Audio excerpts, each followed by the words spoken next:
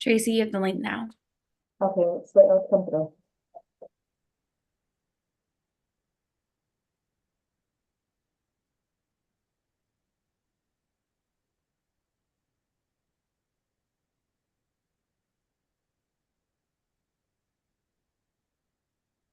And we'll verify that it is working.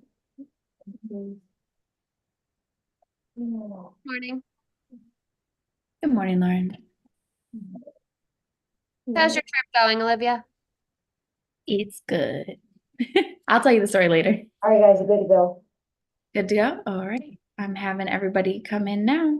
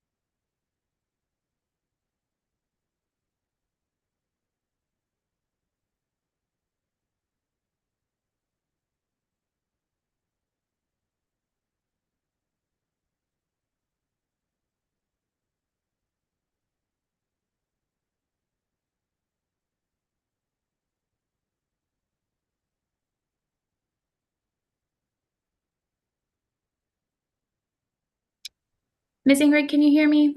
Yes, good morning. Good morning. You have 6 members here. And we are live streaming. You're good to start your meeting. Okay, great. A meeting of the Louisiana State Board of Medical Examiners Occupational Therapy Advisory Committee pursuant to lawful notice is duly convened and called to order at 10:03 a.m. Friday, May 10th, 2024 via Zoom virtual video. Please note any comments by the public are welcome and can be emailed to publiccomment@lsbme.la.gov. Dr. Van, can you please confirm that you have verified the identity of all tele and video conference participants? I can confirm that Olivia did that for us, and everybody's identified. Great, thank you. Is the sound clear and audible to the public and those on the tele and video conference? Yes, ma'am, it is. All additions to the executive or public agenda must be made presently, as we will no longer make additions to the agenda after the close of the public session. I'm now going to review the mission. The mission of the Occupational Therapy Advisory Committee is ultimately to protect the public, i.e. the consumers of occupational therapy, by regulating competent practice and upholding the standards set forth by the governing rules and regulations. Members present are Amy Lariviere, Raylena Crooks, Mary Green Keys, Kathleen Norcross, Glenn Wallace, and Ingrid Frank. Amy, can you confirm that we have a quorum? We do. Okay. Also present are Dr. Vincent Collada, Executive Director, Ms. Phyllis Johnson, Licensing Analyst Supervisor, Patricia Wilton, Executive Counsel, Sandra Hawkins, License Analyst, Lauren Sutterth, LSBME Attorney. I think I got everybody. The first thing we'll do then is move to the old business and I guess get the, Olivia, could you put the, share the screen with the minutes from our April meeting? Let me find them for you, and I'll get them up. 1 second.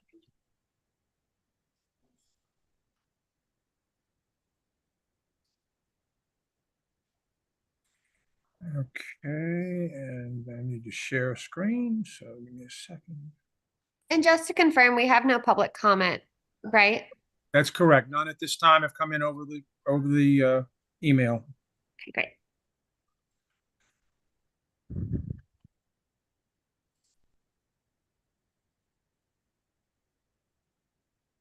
All right, so can you see the minutes? Yes, well, yes, we just have to scroll down a bit.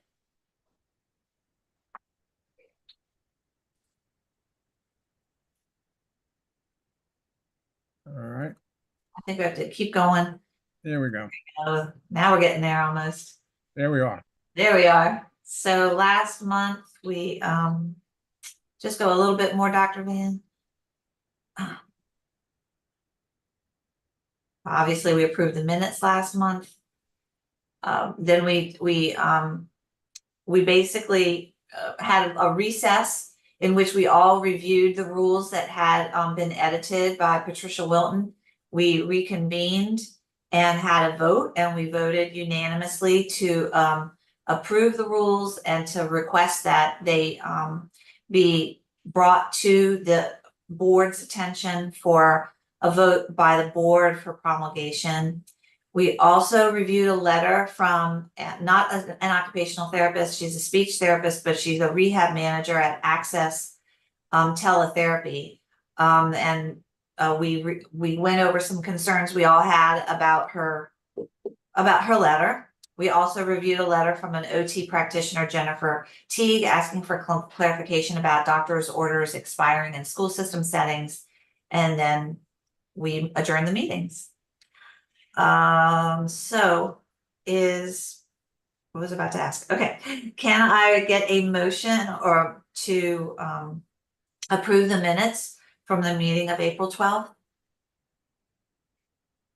This is Raylene. I'll motion to accept the minutes. Thank you. And a second? I'll motion to second. That's Kathleen. Any public comment, Dr. Van? None at this time. Okay. All in favor of approving the minutes, say aye. Aye. Aye. Any opposed? Okay, the minutes have been approved. We will now move on to our next piece of old business, which you all do already know this because I emailed everybody. But on April 22nd, the Louisiana State Board of Medical Examiners met, and our rules were on their agenda, and they were approved by the board for promulgation. So that was a great step for us. And promulgation means formally announcing a plan through public declaration, or at least that's what AI told me this morning when I looked it up. I at this point, I guess would like to ask Patricia Wilton or Dr. Van for the current status of our rules at this point, and maybe a rough overview of the regulatory and legislative process that we can expect for them to go through now. I'll let Ms. Wilton handle that unless she wants me to do it. Okay. Oh, I'm happy to.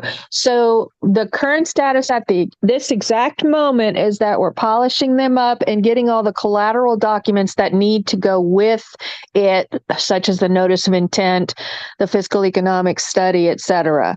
Once that package is put together, that goes to through the process, including notification to file it in the state register, then oversight, publication to oversight committees for their review.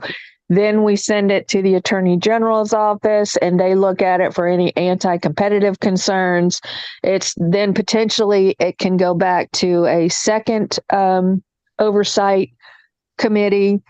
In between, I skipped the step about public hearings. After the notice of intent, we have public hearings and public comment at our office where the public can come and voice any concerns they have. Then the board considers those comments, and then whatever they ultimately determine, whether they vote to change anything or not, that starts the process. Sorry, I skipped that very most important step. And then once it gets over into the legislature, legislature's wheelhouse. They have the choice of either convening a hearing of their own. The oversight committees for this type of law rules would be health and welfare. The health and welfare committees, we fall under their jurisdiction. If the outcome of an oversight hearing is either they don't have one or they approve the rules, then it goes to the governor. The governor holds the final sword to whether either he can reject the rules, or if he approves them or does nothing, then they become finally published in the state register and rules have the effect of law.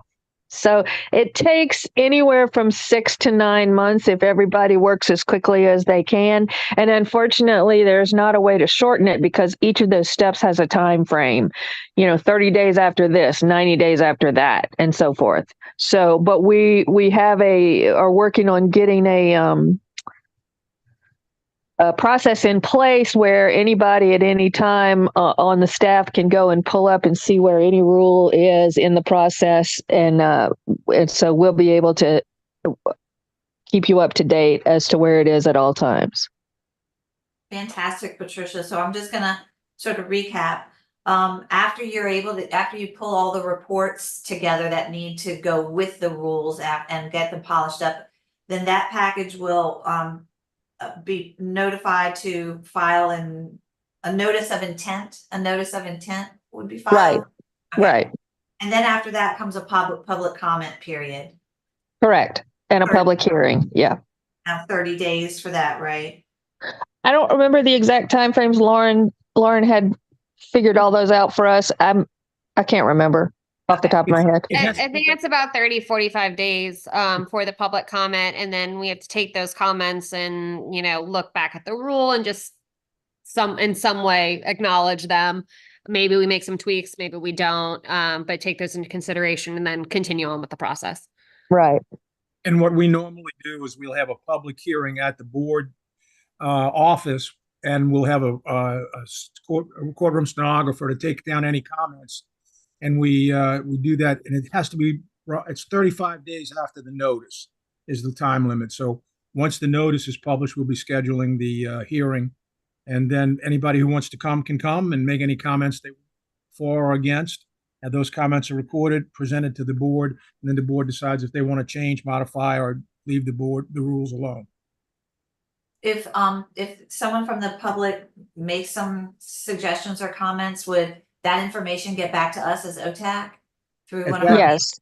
We would let you know, but ultimately it's the purview of the board. Board may ask your opinion, but but you may have to have, but it's ultimately at this point, it's the purview of the board.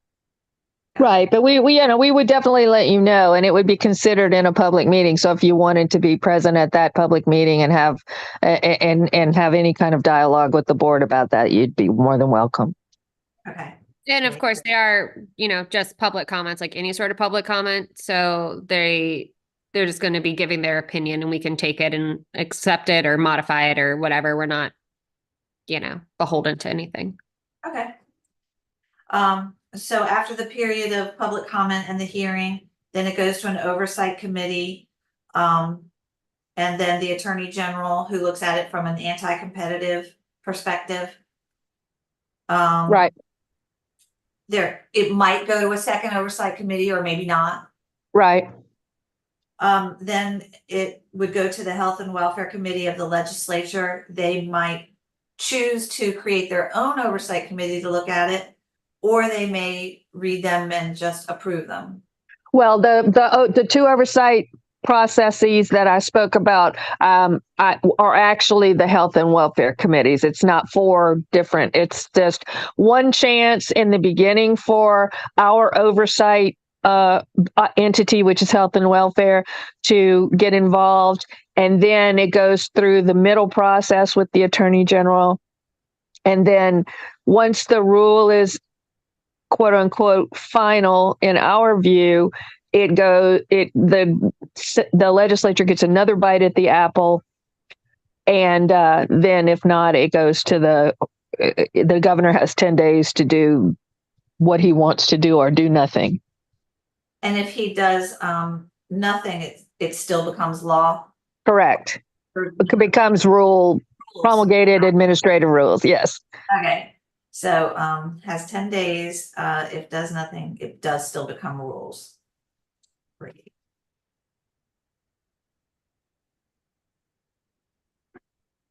And All right, that was helpful. at this time, Madam Chairman, you have no public comment. Nope, no public comment, all right. Okay, the next thing, does anybody else have any questions for Patricia or Dr. Van about that process? Anybody else on OTAC have anything else?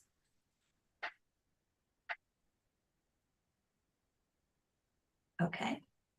We're gonna move on then to our first new business, which was the question from the rehab manager, Shifra Mel, the speech therapist. And Dr. Van, can I ask you to scroll down? I believe that we do have this on the Yes, cloud ma'am. share. I guess I'd like to review her question first, which might be below my response. Yeah, it is. Okay, here's the question. She was asking for concrete guidance on when an OT is providing an eval over telemedicine in the rehab setting, can it be either a tech or CODA present in the room with the patient? So we had a lot of conversation about that last month, and this is what I wound up, the response I wound up writing that you guys, I'll go ahead and just read it out loud and also give you time to read it to yourselves. Thank you for your inquiry regarding the appropriate application of telehealth by OT practitioners in Louisiana. Per the Telehealth Act, providing OT via telehealth must be an application of the same standard of care by a healthcare provider as if the healthcare services were provided in person. This means the visit must be of the same quality as an in-person visit. The OTAC discussed your question at our meeting on 4/12. Concerns were raised regarding the use of telehealth by an OT for an initial evaluation in a rehab setting. Based on chart review and or screening, the evaluating OT must make a determination with each individual case on whether the OT eval is appropriate for telehealth or whether there would be a decline in the quality of the eval if it took place via telehealth. Section 4911 of the rules outlines the OT's responsibilities regarding initial eval of the client, and section 4925 describes the OTA's responsibility and supervision. Rehab techs are not considered to be providers of OT and should not be used in the manner you describe. A rehab tech does not have the education and training to provide information to the evaluating OT that may not come across over video. Examples could include muscle tone, range of motion, hard versus end feel, facial expressions, body language, subtle fine and gross motor coordination deficits, pelvic obliquity, thoracic and cervical spinal abnormalities, areas of lax and tight muscle excursion, and more. A rehab tech does not have the training and therapeutic use of self needed to help the evaluating OT establish a therapeutic relationship with the client over telehealth. We trust this response is sufficient for your needs, but if you have additional questions, please feel free to contact the LSBME again. So basically, I took the concerns we all raised and then I tried to add some specifics, examples, and Patricia Wilton has already read this and made a few edits that I incorporated into this, but essentially I want to hear from the other members of OTAC on if you guys agree with this and feel like this is a good response or not.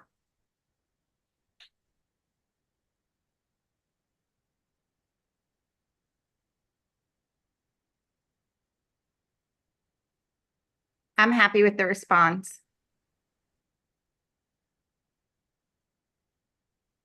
I concur. You agree, Mary? Yes. This is Raylina. I agree with it. It went into great detail and discussed pretty much everything that we talked about last meeting. I agree with it too. It sounds good. All right, good. Well, then I think that we're gonna be, well, wait, I did want to vote on it. I'm sorry. Yeah. So Well, could I get somebody to make a motion to accept this response? Madam Chairman, before you vote, know that there are no public comments at this time. Okay, thank you. Okay, so could I get somebody to make a motion to accept this response to Ms. Mel? I move for acceptance of this response to Ms. Mel Okay, regarding. and a second? I'll second, Kathleen. Right? All in favor say aye. Aye. Aye. Aye. Any opposed? All right.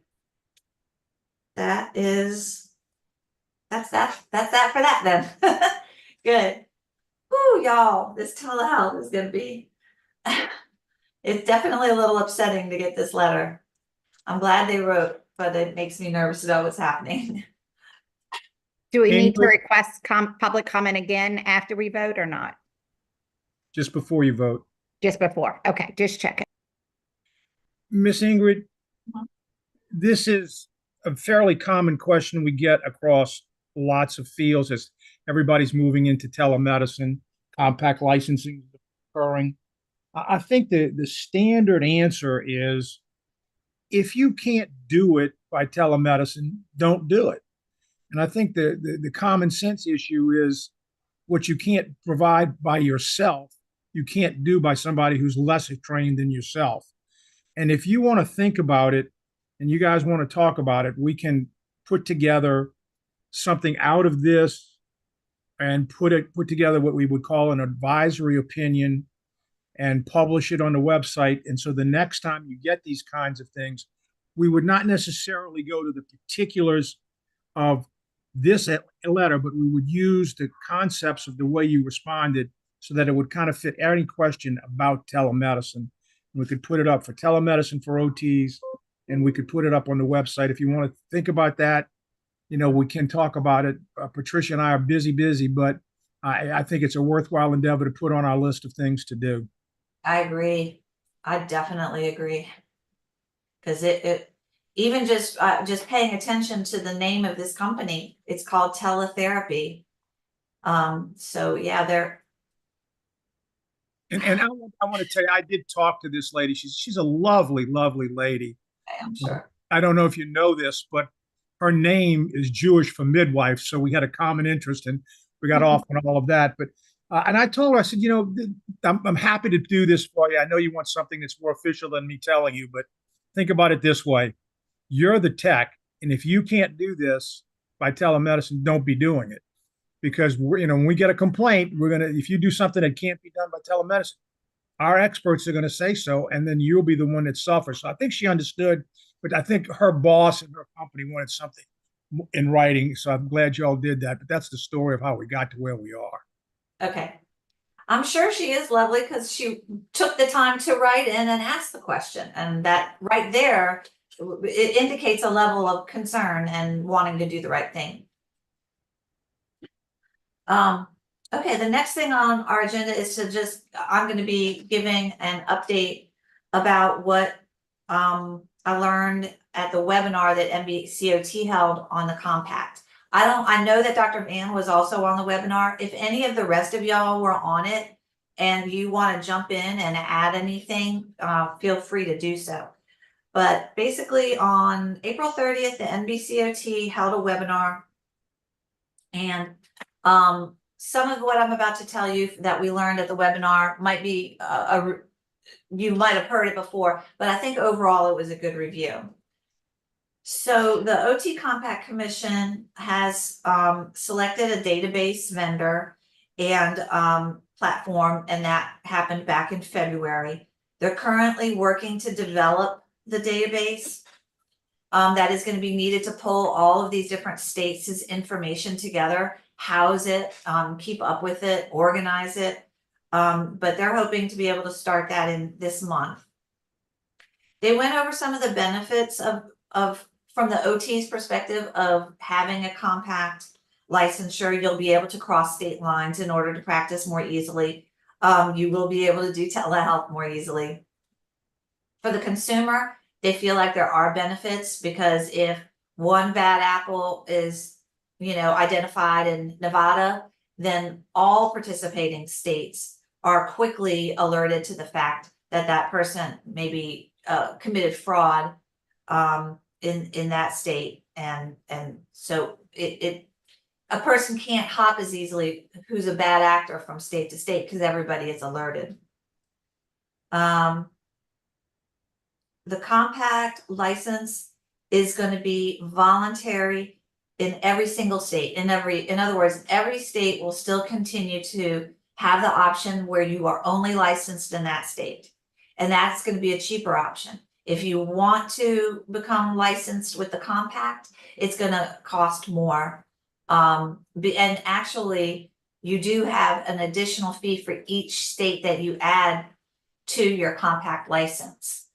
So the more states you want to have your license in, the more it'll cost. If you want to have be able to cross 5 state lines, then that's 5 states additional fees you'll pay. If you want to do 10, it'll be 10.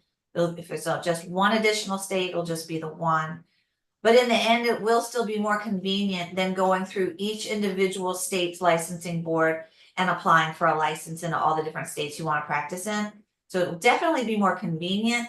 It might not wind up being that much cheaper because each state will set their own fees for how much they'll charge the people in the compact license to get their license.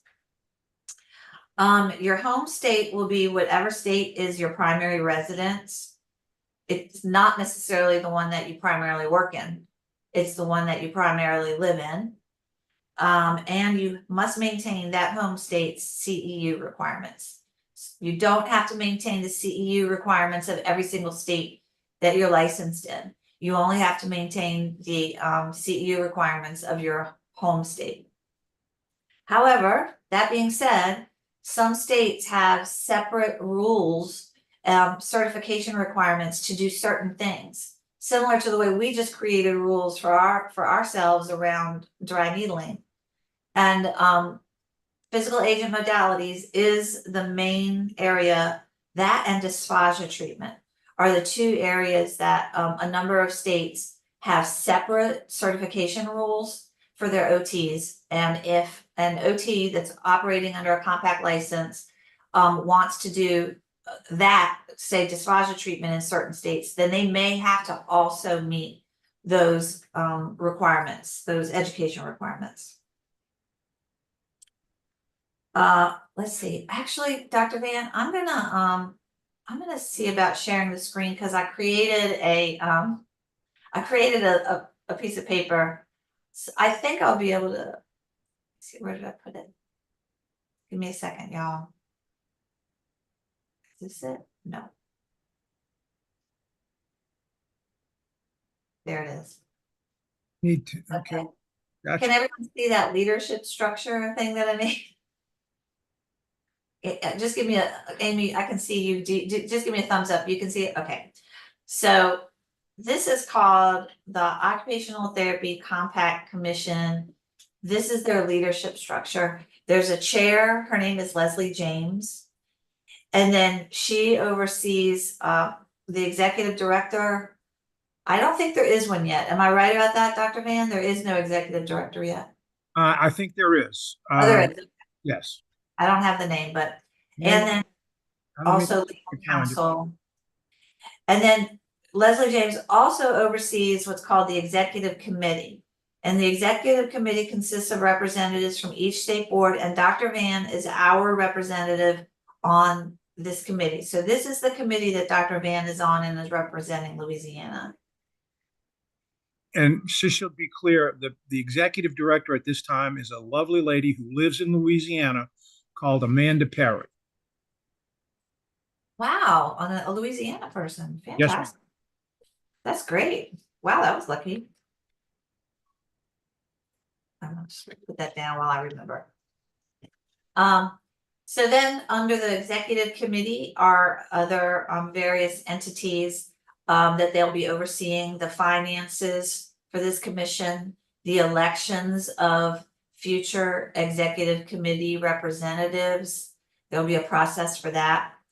There'll be a piece of that looks at public relations and getting the word out about the Compact Commission. There will be a compliance piece of persons who are involved in reviewing cases of non-compliance with rules or laws. And then there will be a rules committee also, that the executive committee will be overseeing all of those. The Compact Commission has a website. It's called otcompact.org. And that is the best place to get any updates on the timeline for when this will actually go live. It will not go live until 2025, for sure.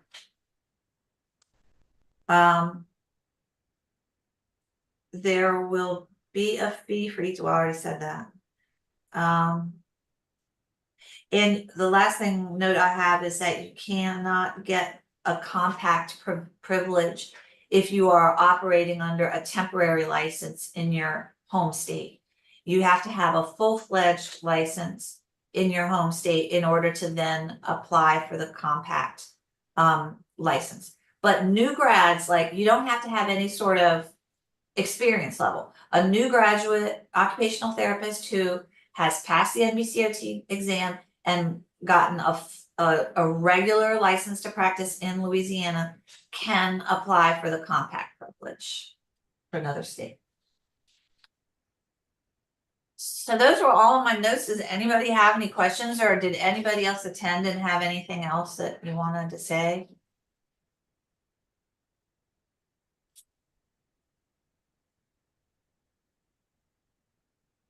I think it's just good for us to kind of be up on it and understand the changes that are going to come down the pike. But I recently had an OT who moved to Louisiana, who needed to get something from me. She had graduated from our program however many years ago or decades. And I can't even remember what she needed to get from me. I had to sign something for her, and in order for her to get licensed. And she was riled up because she didn't understand why the compact privilege wasn't already in place. Well, it got voted on, and I was like, it's just not, the structure's not in place. But well, anyway, she was interesting.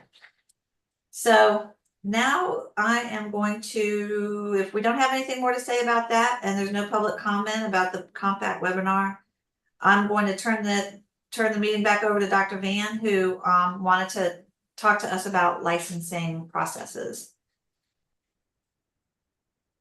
Thank you. Appreciate that. In my work with the compact and the meetings I've attended, I have learned some very important things.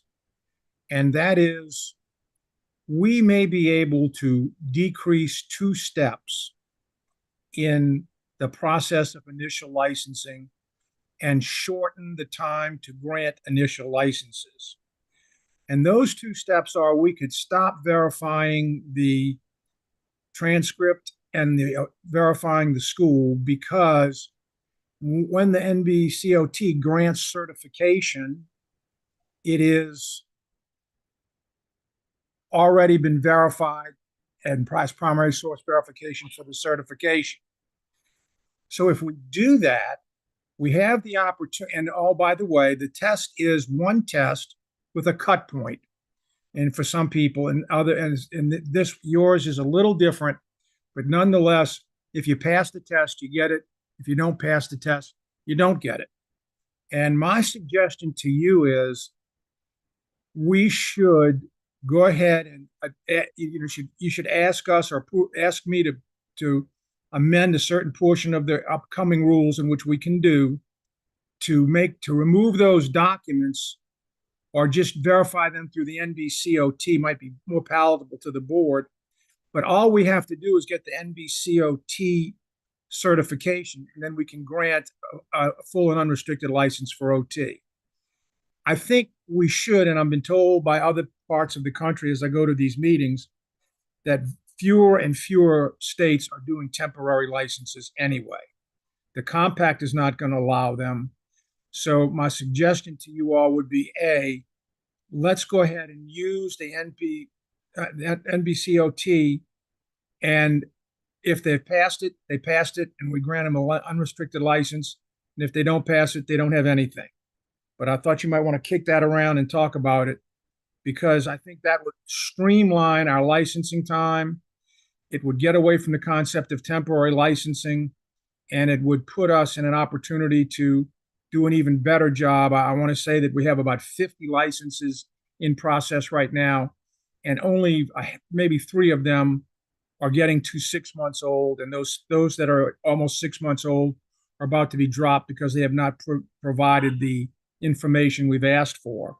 So our licensing team is working very hard, and I want to make this more streamlined and reduce the time for you all, because I know that's a concern, to make it easier for your graduates to do it. But I'd like to hear your thoughts about that concept.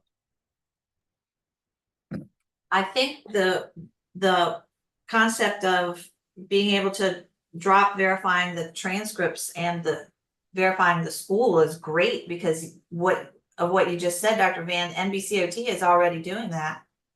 So if they've gone through the process of creating an account with NBCOT, taking the exam and passing it, NBCOT has already received their transcripts, vetted their transcripts, and vetted the school. So I think that's great.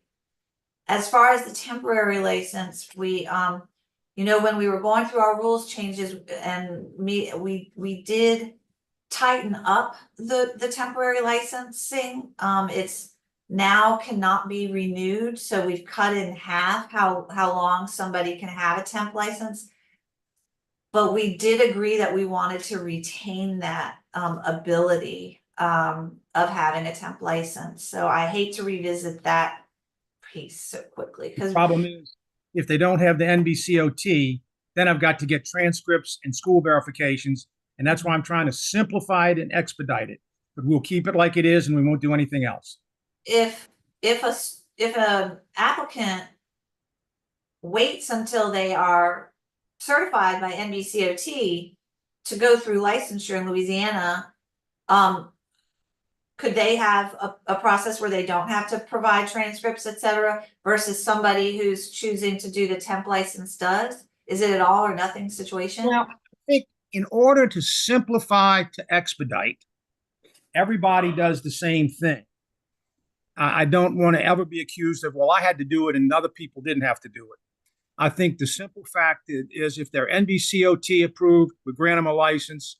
If they're not, no temporary license. But if you want to keep the temporary license, we'll keep the rules just like you have them, and we'll operate under those processes. Yeah. I don't know. What's everybody else thinking about temp licensing? I know the other 2 faculty, and they're not on this meeting, Carolyn and Kelly, are still in favor of having them also. It's the students are extremely eager to start working in order to pay down their debt as soon as they can. And but they can schedule the exam pretty quickly. So there's both sides. I think it's something we definitely should address and listen to Dr. Van about it personally. Okay. Especially if we're one of the only ones that are doing temporary, then I think maybe we should address it. But I also don't deal with students.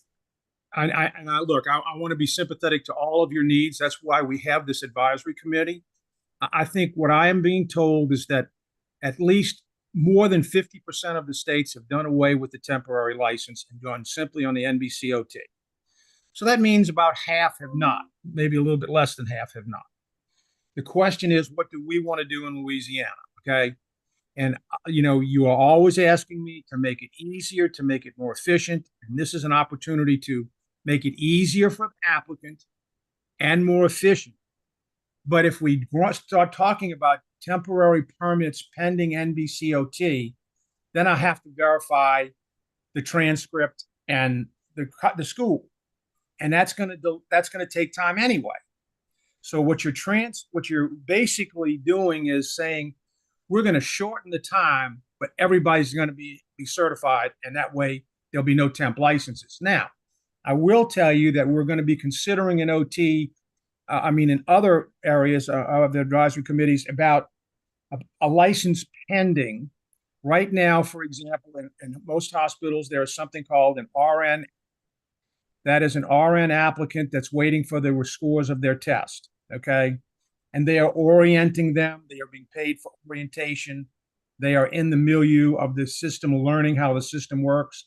And if they pass their test, they go immediately to work. If they, in an unsupervised fashion, if they don't pass their test, they cannot transition to that. Now, if you just use NBCOT, we could talk about doing that for this orientation period and things like that, pending the completion of the test. But if you go with the temporary, then we're really going to have to verify the schools and verify the transcripts. So I know it's a trade-off, and I'm just trying to do everything and offer you everything I can to shorten the time to grant a license in OT. Mary, Raylene, Glenn, Kathleen, what are Yeah, y'all's thoughts? This I is guess Raylina. I have a oh. question. Oh, sorry. Go ahead. I have a question right quick for Dr. Van. Dr. Van, is there a list of those states that have gotten rid of the temporary license? I'd kind of like to hear from them and get their feedback on what has worked, what hasn't worked. I can ask the Anything of the sort? NBCOT. I have contact with that lady over there, and I can ask her if she can get me a list. But this is their executive director and I were kicking this around, and she said that's really where most of the states are going now, and no temps. But I'll call NBCOT to make sure I can get that information. I try to get that information for you. I'm not sure that we're going to scrape 50 state board licensing, but I will call NBCOT. Okay, great. Thank you.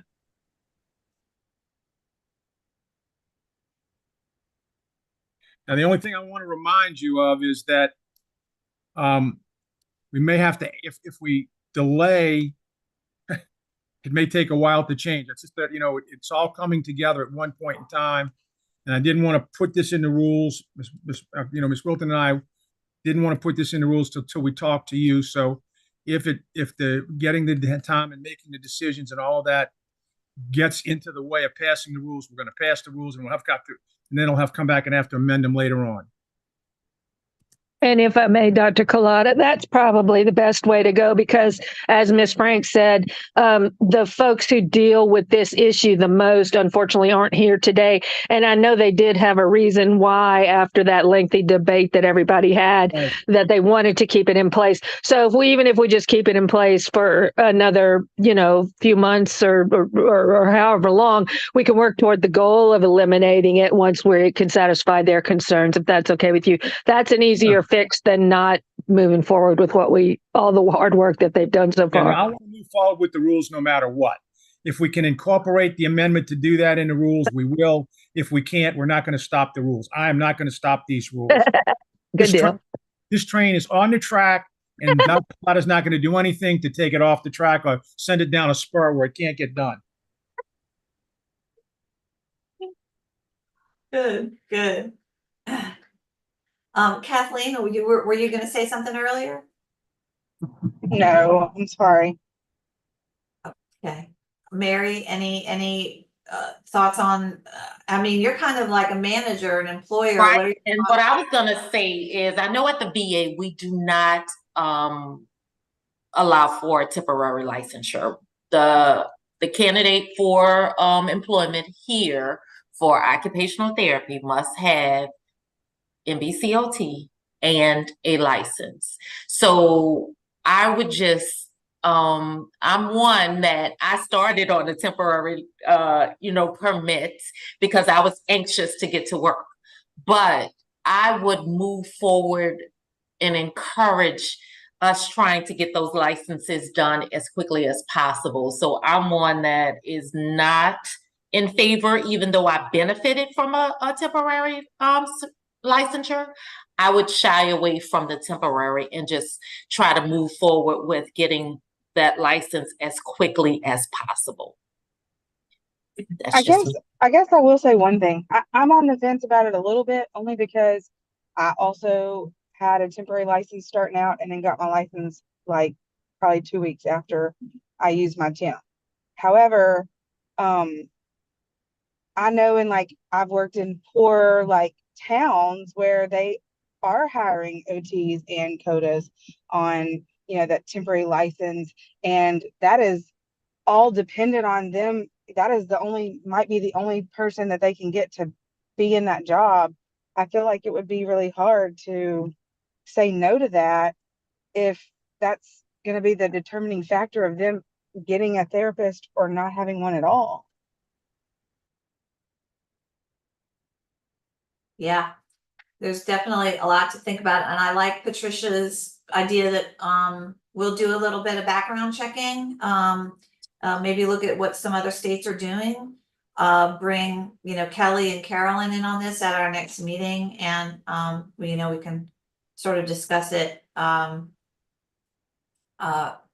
further rather than making a decision today. I think we'll just sort of maintain today, and we can all think about it and do some homework and talk about it next time.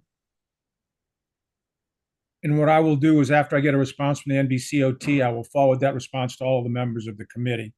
Great. But again, please don't discuss it between yourselves. If you have a comment, send that comment back to me. Okay, good. All right. Right now, our next meeting is, oh wait, was there any public comment about the licensing discussion? No public comment at this time. Okay. Our next meeting is currently scheduled for Friday, June 28th. I know we keep promising to try to reduce the frequency. But Amy LaRiviere and I also were noting, all of my terms are up in December. Similar to Darby, I'm not eligible to continue after December. So we probably do need to meet in June. To talk about and everyone kind of come prepared with staying on the board versus not, and how many openings we have, and what kind of experience we're looking for January, so that we'll have plenty of time to put out a public notification of that of our needs for OTAC members. So I do think that we do need to meet in June, if only for that, and also to continue this discussion that we just had. So our next meeting will be Friday, June 28th at 10 o'clock. And if nobody else has anything and there's no public comments. I was just going to say, while you're thinking about staying, not staying, also consider doing president. Think about that, and also secretary. Thank you. Thank you. Yeah, because if you missed a meeting, you might get a job you didn't want. Exactly. We can assign. All right, then we our meeting of the OTAC is adjourned at 10:50 a.m. and I hope everybody has a great weekend. Thank you. Happy Thank you Mother's Day. all. Thank you. Yes. Happy Mother's Day. Thank you for all of you mothers, and thank you so very much. Happy Mother's Day, and thank you for all your hard work. And Ms. Wilton, if you'd stay on, I'd appreciate it. I surely will. Bye. Give me a moment, Dr. Van. I can take it off of live stream. Thank you.